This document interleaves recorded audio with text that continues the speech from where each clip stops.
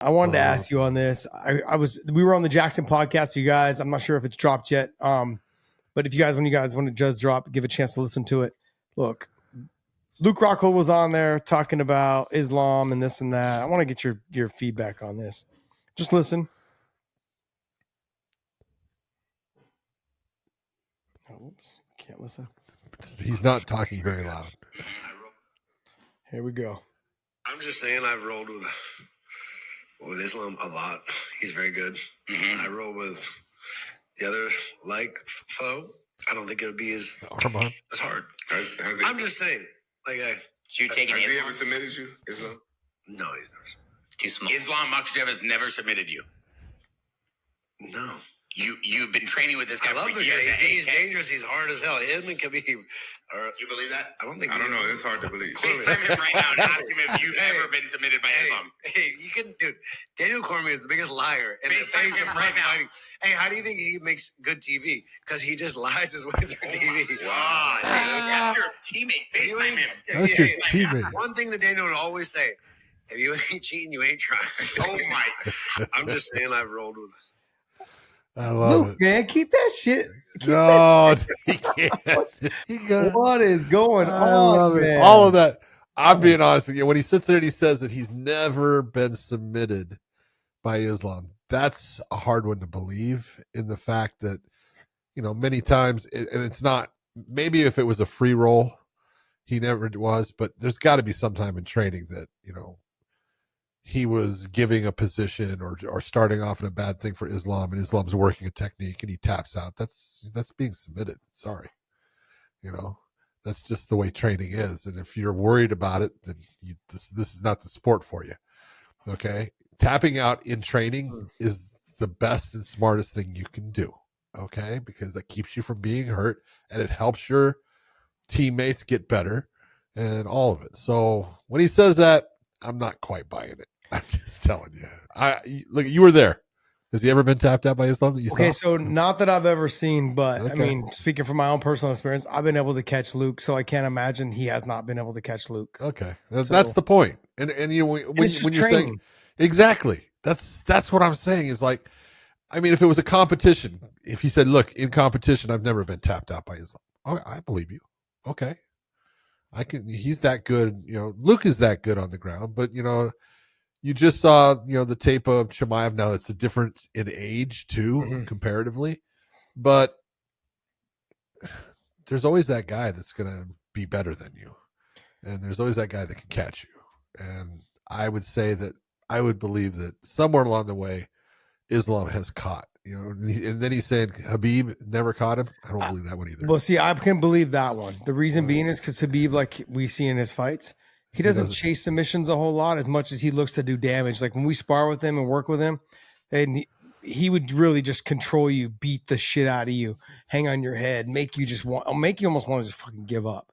Islam is somebody that he's chasing submissions. He's got slick submissions. Yeah, he's slick, man. I try to tell everybody this a long time ago that Khabib's jiu-jitsu is really good. He's good. Like people are like, oh, he's not.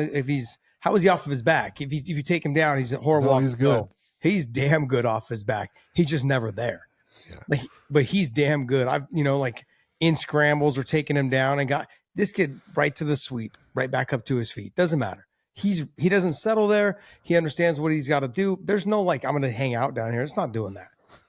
Islam is somebody that he'll hit, X guard sweeps. So he'll find his way. His hook sweep is really good at getting to the top position. And when he gets to the top position, he's chasing submissions. Whereas Khabib is control, beat your ass, like just pound your face in. Islam's trying to pass. Islam's trying to chase the side choke. He's always working to try to get to that mount position, whether it's mount, whether it's arm bar, whether it's side choke. He's always trying to get to that side control or 3/4 mount, whatever it is, to do work and damage. I mean, they're different fighters. So I can believe the Khabib not catching him in a submission. The Islam one I have a harder time believing. Just because I know how damn good Islam is. Now let's go to the second part. What he said about his teammate Dan Cormier. DC knows what makes good TV, baby. That's it. DC's a liar. I love it. I mean, it's funny though. I've had so many conversations with DC. He's gotten people to that work for him now that do a lot of research for him to make sure that he's caught up on everything he needs to know on athletes and fighters going into it, which is what he should do. Absolutely. I know in the if you're not going to do the research yourself, pay someone to do it. Well, let's be honest. Like guys like, and Chael knows this, and Chael will steal your ideas. You'll be talking about it. And I'm like, yeah, we're talking about it. How many times did you see Chael steal what I said? Right in the middle of it. I was like, dude, I don't say anything at rehearsal anymore when I work with Chael. No. I just say the opposite. And then, because I know he's going to use it. So whatever I say, I let him use it. And then I got to come up with something else. Yep. But that's the relationship I have with, that's the relationship a lot of us have with Chael. He's just a good dude, man. I love it. It's funny. It's hilarious to me. We laugh about it. But you just got to know what you're getting yourself into. DC is just good for TV. He understands. He understands the game. He knows how to make people laugh, and he has fun with it, and he does a great job on the mic. Let me ask you this. There was one more that came out from MMA Uncensored Plus, basically showing the video or saying submission of the year belongs to Makhachev over Dustin Poirier with the Darce.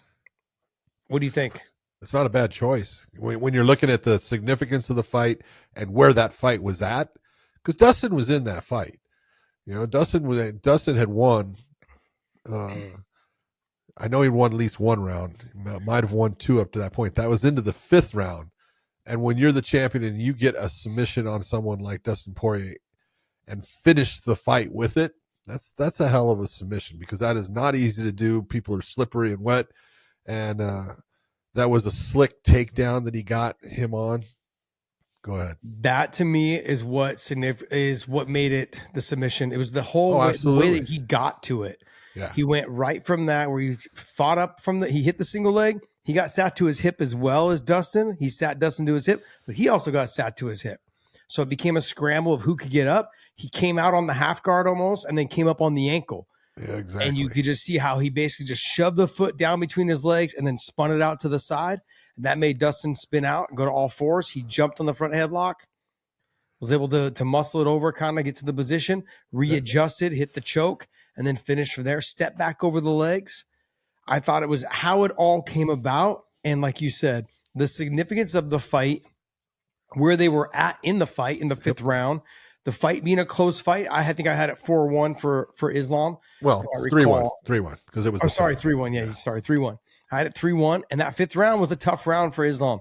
He was struggling a little bit. I mean, Dustin came and he was out. cut. You got to figure he had a good cut on his forehead and everything. So that elbow definitely opened him up. There was all kinds of things, and there was a lot of pressure on at that time.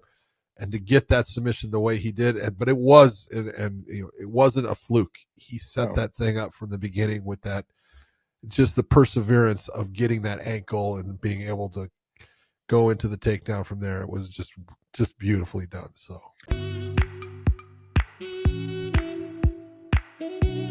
This episode is brought to you by BetUS. Make sure you guys YouTube 150 for the promo code. Also, Element, use the link in the descriptions down below. Any product you buy from there, they will send you a bonus package of product if you use our link down below. Element's amazing, man. I love it.